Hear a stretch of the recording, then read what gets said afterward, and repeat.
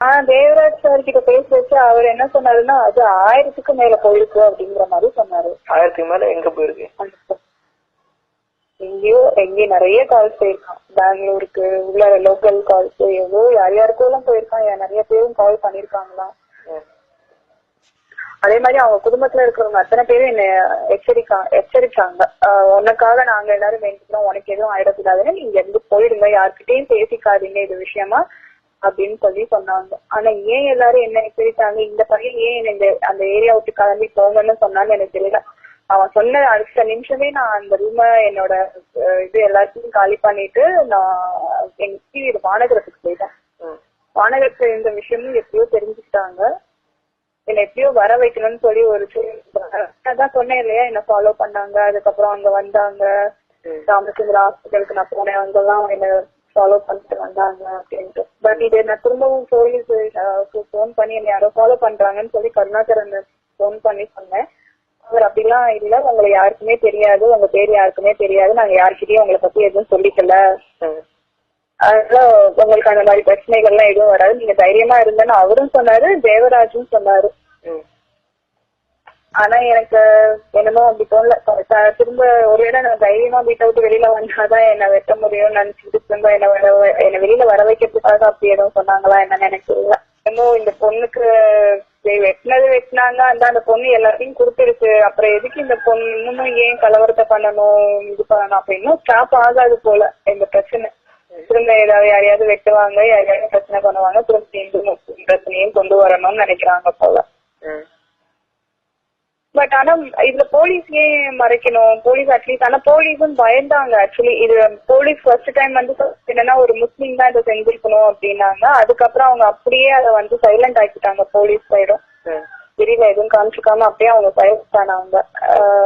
ஒருவேளை திரும்ப இந்த முஸ்லீம் பிரச்சனை வந்துடக்கூடாது அப்படின்ட்டு அவங்க நினைச்சு சைலண்ட் ஆனாங்களா, இல்ல ஒருவேளை அவங்களுக்கு எதுவும் பிரச்சனை வந்துடக்கூடாதுன்னு சைலண்ட் ஆனாங்களா என்னன்னு எனக்கு தெரியல. பட் ஆனா என்ன வெட்டுறதுக்கு போலீஸும் ஹெல்ப் பண்ணுச்சு, அதுதான் ஏன்னு எனக்கும் புரியல. நல்லது நல்லது. சரி, இவ்வளவுதாங்க. இதுதாங்க எனக்கு நான் காதுல கேட்ட வரைக்கும். இந்த பொண்ணு ஒரு நாள் எப்ப பார்த்தா அழுதுச்சு. லேப்டாப் கொடுத்தேன், நீங்க கேட்ட இன்ஃபர்மேஷன் நான் கொடுத்தாச்சு, லேப்டாப் நான் கொடுத்தாச்சு, அப்புறம் ஏன் எனக்கு தொந்தரவு பண்றீங்க அப்படின்னு கேட்டுச்சு. ஒருவேளை இந்த பொண்ணு இந்த லேப்டாப்ல என்ன இருக்குன்னு எனக்கே தெரியல. ஏதாவது வச்சிருந்தீங்க. உங்க பேரு அவங்கள்ட்ட சொன்னீங்களா? இதுல அந்த போலீஸ் அந்த கருணாகரனா அவன்கிட்ட சொன்னீங்க உங்க பேரு விவரம் இது மாதிரி பிரச்சனை, ஆனா பேர் வெளியே தெரியக்கூடாது அப்படின்னீங்க. ஆனா அவங்க விஷயத்த மாத்தி சொல்லிருக்காங்க. ஆமா ஆமா. அதாவது 6 லட்சம் வந்து அந்த பொண்ணு ஏமாந்துருக்கு அதான் சொல்லியிருந்தாங்க. ஆமா, ஆனா அந்த பொண்ணு 6 லட்சம் எல்லாம் ஒண்ணும் ஏமாறல. அதெல்லாம் நான் சொன்னது உங்ககிட்ட இந்த வீடியோ இந்த செக்ஸ் சார்ஜ் சொன்னேன், இந்த மாதிரி எல்லாம் பேஸ்புக்லயே நடக்குது. இந்த மாதிரி எல்லாம் பொண்ணுங்களை ஏமாத்துறாங்க, பேஸ்புக் மூலியமா இந்த மாதிரி பொண்ணுங்களை ஏமாத்துறாங்க, இந்த மாதிரி செக்ஸ் சார்ஜ் மூலியமா லவ் பண்ணி கல்யாணம் பண்ணிக்கிறேன். இல்ல செக்ஸ் சார்ஜ் வந்து பேஸ்புக் மூலமா தனியா ஏதாவது லிங்க் இருக்கா? தனியா ஒரு லிங்க், அதுதான் நான் சொன்னேன். இது பேஸ்புக் மூலமாவும் தனியாவும் www.com அப்படின்னு சொல்லி ஏதாவது இருக்குங்களா? அது இல்ல, நான் சொல்றேன் பேஸ்புக் மூலமா அந்த மெசேஞ்சர் மூலமா அந்த வீடியோ கால் பண்ணிப்பாங்களா, அது மாதிரியாங்கிறேன். இல்ல அது மூலியமாவும் இருக்கு. நான் அப்படிதான் சொன்னேன். நான் பேஸ்புக் மூலியமாவும் நடக்குது, அது மூலியமாவும் இருக்கு. சோ இந்த பொண்ணு இது மூலியமா ஏதாவது ஒரு ஃப்ரெண்டு பிடிச்சி ஏதாவது மாட்டிக்கிச்சோ, அப்படி ஏதாவது பிரச்சனை வந்திருக்குமோன்னு எனக்கு தெரியல சார், நீங்க கொஞ்சம் இந்த விஷயத்த செக் பண்ணுங்க அப்படின்னு தான் நான் சொன்னேன். வேற எதுவுமே நான் சொல்லல. இது சொன்னேன். அதுக்கப்புறம் அவங்க அப்பாவையும் சித்தப்பாவை பத்தி சொன்னேன். அவங்க வந்து கொஞ்சம் டவுட் இருக்கு, என்னன்னு செக் பண்ணுங்க அப்படின்ட்டு.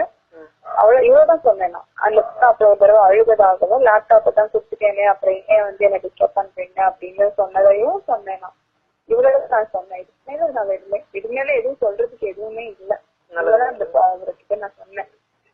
இவர்கிட்ட சொல்லிட்டு அதுக்கப்புறம் அவர் என்கிட்ட பேசிட்டு இருக்கும் போதே அவருக்கு நிறைய கால்ஸ் எல்லாம் வந்து, அதுல வந்து ஒரு கால் வரும்போது என்ன பார்த்துட்டு கட் பண்ணிட்டாரு. மீதி கால் எல்லாம் அட்டன் பண்ணாரு. அந்த ஒரு கால் யாருன்னு எனக்கு தெரியல. கருணாகரனா அவங்க அப்பா? என்னோட ஆமா கருணாகரன். அப்புறம் கேட்டு பேசிட்டு அவர் கிளம்பிட்டாரு. அப்புறம் நீங்க என்ன ஜாதின்னு கேட்டாரு. முதலியாரான்னு கேட்டாரு. நான் முதலியார் இல்ல சார், நான் வந்து ஒரு நாயுடு அப்படின்னு கேட்டுட்டு அவர் கிளம்பிட்டாரு. இத போய் தேவராஜ் கிட்ட சொல்லியிருப்பாரு போல. தேவராஜ் வந்து அந்த பொண்ணு எங்க இருக்குன்னு கேட்டதுக்கு இவர் தெரியல சார், என்கிட்டயே அவங்க ஏதோ சொல்லிக்கல அப்படிங்கிற மாதிரி சொல்லியிருப்பாராம். அதுக்கப்புறம் சரி இது என்னன்னு பாருங்க அப்படின்னு கேட்டதுக்கு அடுத்த நாள் வந்து பிலால பத்தி ஒரு விஷயம் கேட்டாரு.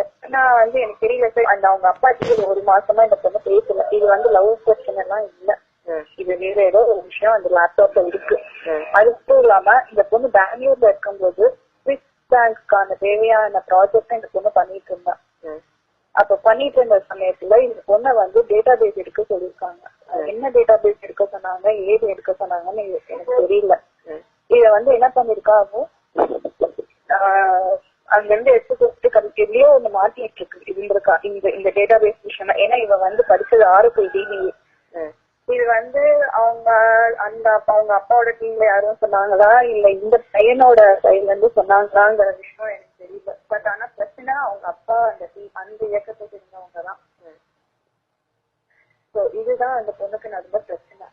இந்த பொண்ணு இதுவும் இல்லாம அந்த பொண்ணு வந்து ஒரு தப்பான ஒரு ஃப்ரெண்ட்ஷிப் மூலியமா தப்பான ஒரு கேங்ல மாட்டிக்கிட்டாங்க பொண்ணு.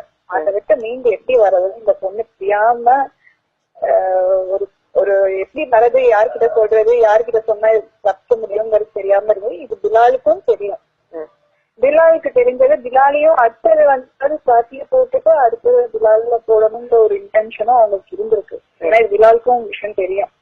ஆனா அவன் ஏதோ ஒண்ணு சொல்லி போலீஸ் கிட்ட மாட்டாம போலீஸ் கிட்ட எதையும் சொல்லிருக்காம இது ஏதோ ஒரு விஷயம் அவன் அப்படியே படிச்சுட்டு இருக்கான். ஒருவேளை இப்ப கூட வேற என்னைக்காவது அவனை போடுவாங்களா என்னங்கிற விஷயமும் தெரியல. ஒருவேளை இதுலயும் அவன் வந்து இன்வால்வ் ஆயிருக்கானாங்கிற விஷயமும் எனக்கு தெரியல. இதுதான் அந்த பொண்ணுக்கு நடந்த பிரச்சனை. அந்த பொண்ணு லேப்டாப்ல ஆனா அந்த பொண்ணு லேப்டாப் கொடுத்துருச்சு, கேட்டவங்ககிட்ட கொடுத்துருச்சு. லேப்டாப்பையும் கொடுத்துருச்சு, இன்ஃபர்மேஷனையும் கொடுத்துருச்சு. இதுக்கு மேல எங்க எதுவும் இல்லைன்னு சொல்லி ஒரு தடவை அழுதுச்சு அந்த பொண்ணு.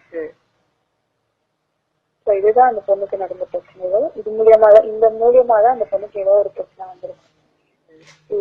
அதுவும் இல்லாம அந்த பொண்ணுக்கு தனிப்பட்ட முறையில அது நிறைய பசங்களோட சவகாசம் எல்லாம் இருந்திருக்கு அந்த பொண்ணுக்கு. அது ரொம்ப ட்ரெடிஷனலான பொண்ணுன்னு தான் சொல்ல முடியாது. ஆனா அந்த பொண்ணை பத்தி தப்பான விமர்சனங்கள் வெளியில வர வேண்டாம். பொண்ணை பத்தி தப்பான விஷயங்கள் வெளியில வர வேணாம், வெளியே சொல்லிடாதீங்க.